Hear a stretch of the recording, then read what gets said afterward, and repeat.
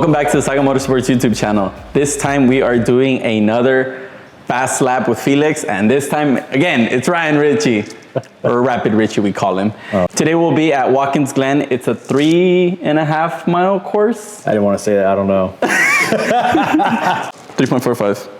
2.45, is it really? Yeah. So it's a 3.5 mile lap. Ryan, what do you think of Watkins? I love it. It's my favorite track to go to.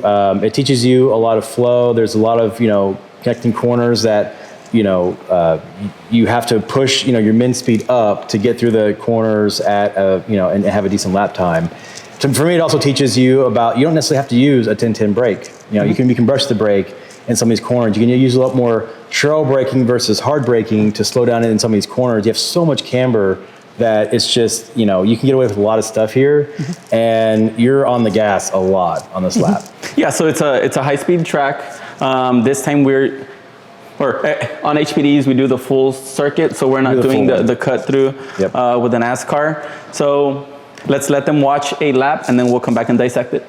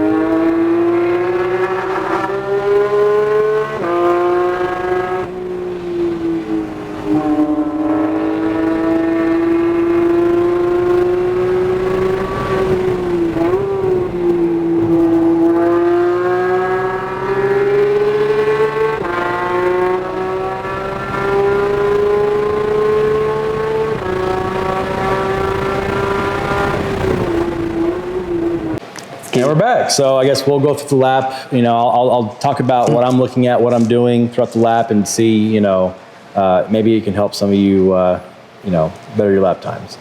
So here we're pushing the last turn. No, it better help them. It better help them. Okay. it is going to help you have a better lap time. Let's go. Here we are coming into the last corner before the straight. So you're probably offline here because you probably passed someone. Yep. So you want to start track out all the way to the left. You want to start turning in. Now, to be careful, this is pit in. And so if someone's going to pit in and they're hugging that inside line, be aware of that. They're going to slow down because that entrance is right after this corner. So just be mindful of cars trying to pit in. And this is especially big about hand signals of communicating between drivers, because if they have their arm out the window and they're on the inside, they're pitting. If they're just taking the corner on the inside with no hand signal, and then they slow down to half speed because they're going to go pit in, you have no idea. Correct. You're right on their bumper, and as you can see from this shot right here, there's no real track out, or there's no runoff. There's a little bit of grass and barrier. Yes. And that gets even less when you start making that corner. So just be mindful this part of the track that it is pit in, and you don't want to crash in the car in front of you. I was gonna say, I want to be fully transparent. The car that he is driving in this video is a 2018 GT3 that we have a decent amount of development in. It's got a big boy set of R7s, which means they're definitely oversized. The car pretty much after that is stock. It's got cage harnesses, V-box, but it's a bone stock car that does really freaking well at this track. Oh yeah, it's a very capable car. So again, you want to bring down, you have to turn in. It's about a mid apex, not necessarily too much of a late apex here. You have a lot of camber, so you can carry a lot of speed. Bring it down to the curbing. Around, again, you don't use cones for reference, but you can get a feel of where that mid apex is around here. It's a long corner. It's longer than, it's not just a straight 90. It is a longer corner. It's a sweeping corner. But a lot of camber, and you want to get as much speed out of this corner as possible because it's going to lead you to a straightaway. So here you want to use all the track. Again, this is when I was a little nervous about getting closer to that wall. Through time, I've gotten a little closer. I know you That's okay. Got really close to the wall. So approaching turn one, you want to find your braking point. Again, you're going downhill, so you're going to be losing some traction because you're going downhill. But at the end of this corner, when you hit the apex, you're now going to start coming uphill. So it's going to be a lot of camber helping you. One little trick I learned after, actually I haven't been back since, is you kind of want to avoid the inside curbing because that will raise the right side of the car up, which will actually reduce the camber you have on the left side, your loaded side. So you really want to get up as close as you can to that curbing, but don't go so far up the curbing that you're actually reducing that angle on the track. I think you're at a decent speed through there too, so you don't want to upset the car, but yes, sometimes it's faster to stay on the track and have a more composed car and use what the track, the elevation or the camber that the track has. Exactly. So here we're braking, straight line, find your turn-in point. For me, it's about right when I see the curbing on the inside line is where I'm gonna start turning in. You wanna, again, use up all the camber. You're gonna see come through if you see there's two steps to that curbing. Yes. One's flat, one's raised. Try to stay on the flat part of it. Correct. Use it, but yeah, don't go over too high.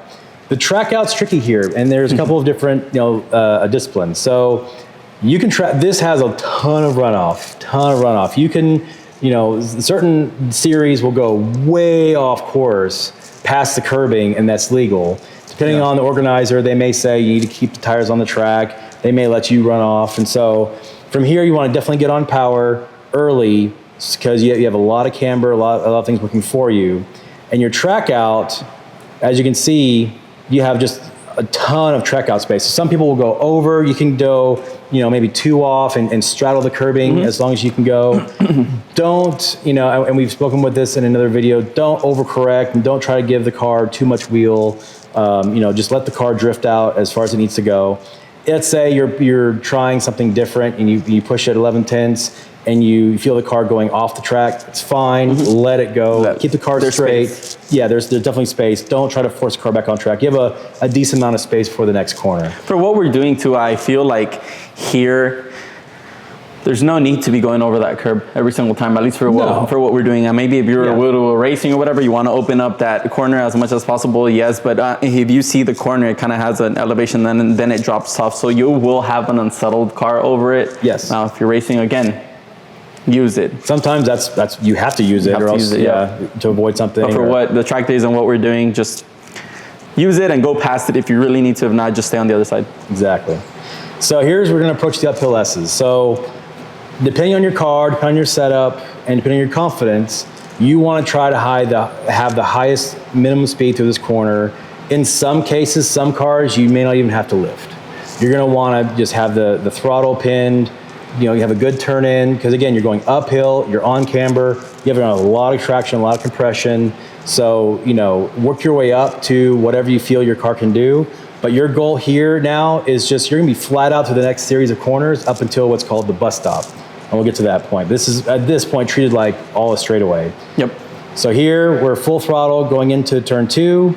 Again, you wanna try to get to the apex, hug the curb, go to the left side, hug the curb. Starting out, they say you want to go flat out through these corners. I understand if you want to lift a little bit, I do it. And there are times when the track conditions, tire conditions will warrant you not having much confidence in the car, and that's fine. It's totally fine. Just understand that every lift you do, every correction that you do through here is going to be magnified down this entire straight. So the less lifting you can do, the less correction you can do, and less fighting of the car you can do, will just be magnified down this entire straight, and you can gain a lot of time on this. Correct. So from here, again, to the right, just hugging the apex. So this, it's not really loaded that much. Straight away, if you can get a draft, that'd be great. It'll be very beneficial at this point. But here you want to look at, okay, so this is the bus stop. This is, I think, one of the biggest breaking points of this track. However, what I would say is you can attack this bus stop section with a lot more speed than you think. A lot of people want to completely back off. It's a chicane, so they want to think slow all the way down, go almost full right and then full left. But if you watch a lot of videos, you watch race car drivers do it, they cut the curbing, and they take as much curbing as they can. Now, this car is really gentle on curbing. Well, it's hard on the car, but it feels gentle and it's very composed. Sprung car. It's very composed over the curbing. So you can take a lot more curbing in this car than you may in a much tighter car. Or like the 992 GT3 RS or GT3, that it's more unsettled, and so you don't want to take as much curbing on that car to be faster. But on this one, you can eat up a lot of curbing. And then also be aware, I think the curbing changes at Watkins Glen throughout the year. If they're having different events, they'll change the height and all that. So don't show up lap one doing a full send through there. Yep, just warm up lap, do reconnaissance. They changed this curbing, by the way. This is now, this is changed. So when we go back, we're going to have to do some reconnaissances. They're like, okay, well, what can we do? What cannot do? I think people are actually now going even further over the curbing, closer flatter to the wall, because it's flatter, and so you have to change your whole attack on this. But the idea is to get through this section as fast as possible. Mm-hmm. Don't lose as much speed as you can lose. And so, here we're braking hard. We're going to, start laying up off the brake, and turning here, basically you want to go over the curbing and get back on gas. Now the goal is, again, it depends on how's the car settled, how you're going over curbing. You may have to lift a little bit to make sure the car is composed, but you want to be on gas as soon as possible, especially through the exit. Take up as much curbing as you need to get through the exit.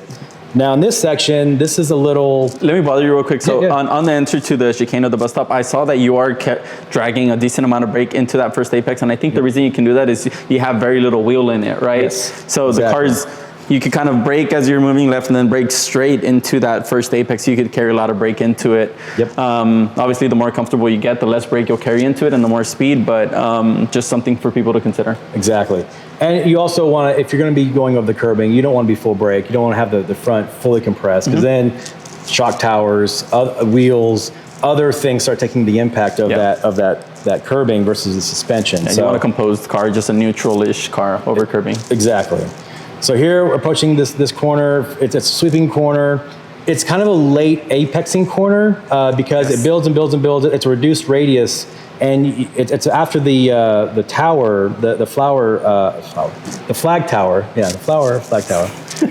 After the flag tower is where the apex is, and so this is a high speed but patient corner, because if you get this wrong, it's going to throw you to the left, off track, in the grass, into the barrier. Yes. So you want to be, conscious of how much speed you're carrying into this corner. So you let the car go about, what, half a track wide? Yeah, you don't want to come out at least I don't want to go full track out. I want to track out as far as the car wants to exiting the bus stop. And then you want to start bringing the car in, because you're now wanting to hug this inside corner and start reducing that radius, getting into the apex. And you will see there's that flag station. Here's a flag station, and just past it is the apex. And here's where now you can give it gas through here, but your goal through this, the first half of the turn is to kind of have a good constant speed through this corner. You're not reducing your speed. You're actually trying to keep your speed consistent, of thinking, when can I get back on power? Because again, Watkins Glen is such a flowing track that you want to get on power as soon as possible, everywhere. So here, full throttle, we want to commit. The track here falls away, and then it kind of comes back up, or maybe it levels on, then it falls away again. So just elevation, always consider that. Obviously, car's falling away, you have less front grip. If the track's going up, you have more front grip. Exactly. So here we're on camber, we're going a little bit uphill, and then here is where we transition now to off camber. and we're going downhill to the next section. So here, we're gonna get a pass by on the Mercedes. Now this, obviously, you wanna be more outside to apex. We're making a pass here. Where he's at. But, it's a track day, and you have to learn how to take these inside lines too, right? So Correct. obviously you need to take a little bit more speed off if you're on the inside, and then be able to make the turn, make the apex, and you can continue on, give a good track out. So here we want to wait. This is also a surprisingly late apexing corner. It's again, for me, it's a reduced radius corner that will surprise a lot of people because they may get on the power here and not realize that cone is the apex, right? So I'm pointing like everyone can see what I'm pointing to. That's okay. So I know, I'm here pointing like, see that cone? See Felix, that cone? We need the extendable thing with a finger pointer. But they can't see it. They don't have a camera. So here, as you can see the cone. As you can see right here. So one thing that calls a lot of drivers out on this course, and this is a big accident-prone area, is the fact that this apex is a little later than people expect. So right here, you would think would be a neutral or a middle apex of the corner, and it's not. The cone that's in front of us is the apex. And so if you start getting on the gas now and your front end starts pushing, well, by the time you hit here, you're now going straight and you'll go off track. And if you can see, there's not a lot of runoff here. There's a little bit of grass and then there's barriers. So this corner is very important to be conscious of how much speed you can carry through here and don't put yourself in a position where it's gonna throw you off track. But if you, go ahead. I would say, as you can see here, clearly understeering because you have a lot of wheel in the car and you also have a lot of throttle. Obviously, you probably have calculated up to where the car is going to go, but in a corner like this that's going down, it's going to induce understeer. So sometimes you can keep the wheel and just feed that throttle, and the car is going to take it, right? Exactly. So here, just focusing on the track out and heading to the next corner. So this is, again, kind of a reduced radius corner, but it's uphill on camber. So you can carry a good amount of speed through here, but it's also very, very important of when you apply power because some people will hustle into this corner a little too fast and they'll start to go wide. They'll miss the apex, and then you'll notice how there's not a lot of runoff here either. So over here, I'm about 3/4 of the track on the left. I start to bring in the car in. Again, it's somewhat of a sweeping corner, but it's reduced radius. So I start to bring it in, and then you'll see here, you'll feel like this is about the apex. This is about middle of the corner, but it's not. That cone in front of us is more of where the apex is. So if you start applying throttle here, then by the time you get to the apex, you're going to be going straight into the barrier, right? So again, it's a very high accident area when people are trying to carry a little too much speed and not being able to hit this apex. So here, right here is your apex. Now you want to start applying throttle. And you want to track all the way out. Again, look how much room you have between the pavement and the wall. It's like, half a car length, and there's grass, so that's not going to help you at all. Yeah, but technically you have like a few feet of asphalt on the left, the car is getting there naturally. I don't think you're putting the car there, but I think... I'm letting the car track out. What we struggle with initially there is we get there to the late apex, and then we're just waiting to see that track out, and then we roll throttle, and by the time you know it, you have a ton of space to your left. So that's why I think on your video, as you're going up, the car still has enough front grip, right? Because we're going up, you start rolling a little bit of throttle because you don't want to be at that point where you roll throttle too late, and now the car's just like bogging up the hill. So this is one of the corners where I also see people, they go far left, brake in a straight line and don't carry that brake. Right. So now they're having to accelerate all the way up. And like you say, they usually, if they're having to accelerate from the left all the way up, they usually end up running out of room on the left. Yep, exactly, yeah. So don't make those mistakes. Here, I will say just a little bit of tidbit is that there's a little bit of extra track on the left side you can use, it's paved. However, it does go away. So you can't go straight here if you use all the track. You have to bring it back into the white line or else you'll be in the grass. So here, another hard braking zone coming up. Obviously you want to start track left. Look at braking zone, you're going downhill. So again, you're gonna be losing some of that traction, some of that momentum of pushing the weight to the front. Just be mindful of that. Good hard brake, turn in. It's about, not necessarily, it's about a mid apex. You don't want necessarily late apex too much on this corner. Look for the curbing on the right side to kind of think of your turn-in point. Bring it in. The apex is about in the middle where you think it's supposed to be. you do have a lot of track out here again, so you can play this corner a little bit. You are now on camber, going somewhat uphill, so you will have a lot of front grip for you. Correct. So you can get on power. So from here, you want to check out all the way to the left. You have a little bit of room. Too. Yeah, you can ignore the cone. Well, TJ wasn't there to take it out. Exactly, yeah. He'll move it for me. And so now you're coming uphill to the next section. And this is an odd section only because all these corners we've had up to now have been cambered, right? You're either going downhill and then uphill, or just have a lot of camber in the corners. This one's pretty flat. And so you're going to crest the hill, and you have about a flat corner going into a short straight. So you want to carry as much speed as you can. But this is I think we'll call out a lot of drivers. It's a little tighter than some people think. So you think you can kind of, take a lot of speed through this corner. You really can't. It's a patience corner. It's a slow corner to set you up for the next section. And you'll notice while we talk about you don't want to look at the walls, this barrier gets very close to the edge of the track. So track, right. This is also another section where there's no markers. No, there's no markers. There's no markers breaking into it. I think you could kind of use that. I think there was a cone. I don't know if you could go back a little bit, but there's a cone there. And I don't know if there's a piece of, so there's like, maybe you could use the end of the Armco here to start breaking, or the end of that Armco loop. But this is one, it ends up being just by feel. So for me, I actually start turning when I see the curbing on the right side. Okay. Or on the left side, yes. And so that's kind of my trigger to start turning in slowly. I don't want to just jerk the wheel. Of course. But I start my turn in when I start seeing the curbing, and knowing this is about, again, the apex is about in the middle. And so you start bringing the car in, and this is where you have to get a feel for the car went over a crest. You're now flat. There's no camber. Yes. And so you have to, this is all, and then it's slower corners. There's a lot of aero working with you as well. This is all mechanical. This is all tires. How much grip do you have available to you at this point, to where you can hit the apex about in the middle, and as you're going to notice, come up right against that wall. So if you make a mistake, if you're going too wide, you apex too early, there is almost no getting away from that barrier. You're going to hit that barrier. If you just apex early through there or mid apex, you're just going to have to wait so long to finish the rotation on the car and roll throttle, which is going to affect you through the next section. So I 100% agree. You entered a little bit, not deep, but you entered a little wide, late apex, roll throttle. Exactly. So the next corner we're going to come up to is a lot of camber. This corner, you can carry a lot of speed. If you can hit it just right, you're going to do about a mid apex. Again, see the curbing is about where I start turning in. You can already see the apex where the cone is of where you want to target of coming down to. This is confidence right here. Confidence corner. Confidence corner. So ideally, if you notice, I don't really brake. I do a lift. Let's see. You didn't start the weekend that way. No.